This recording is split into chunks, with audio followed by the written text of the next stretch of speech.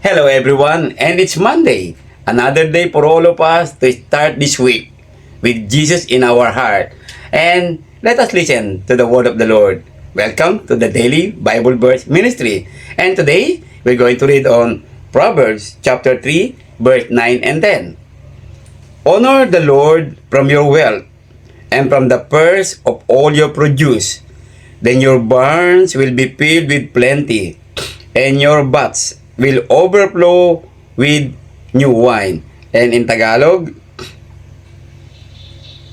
parangalan mo ang Panginoon sa pamamagitan ng paghahandog sa Kanya ng mga unang bunga ng iyong ani.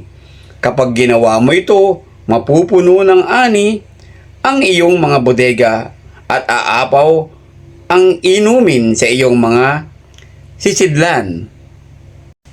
In this Bible verse for all of us today, this wonderful morning, God again is reminding us that all that we have in this world, all our wealth, we must honor God, because without God, we do not have this kind of wealth in our life. So brothers and sisters, friends and relatives, let us remember, if you want to be filled with the blessing from God, first, put God first, then give all the blessing from the Lord, because we are just a steward on this world. So let us honor the Lord, whatever we have in this life, all the wealth, resources, time, and everything in our life. Let us give honor to the Lord. Let us invest our life to God. Sa mga araw na ito, pang kapatid na darating, patuloy nating alalahanin ang Bible verse na ito na binigay sa atin ng Panginoon. Unahin natin siya sa lahat ng ating pag-aari, sa lahat ng ating yaman, panahon, oras sa buhay natin.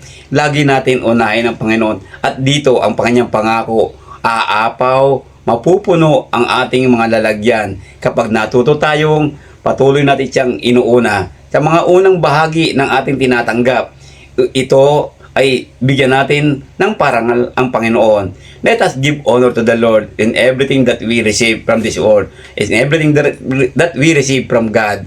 Kaya po, tandaan natin lagi, kung wala ang Panginoon, wala tayong yaman. Kung wala ang Panginoon, wala tayong oras sa buhay na ito. Kung wala ang Panginoon, wala tayong gugugulin sa mga bagay na pangangailangan natin sa mundong ito. Kaya po, matuto tayo sa buhay natin, sa bawat yaman na mayroon tayo ngayon, bigyan ng parangal ang Panginoon Diyos. Gusto mo umapaw ang iyong lalagyan sa sisidlan?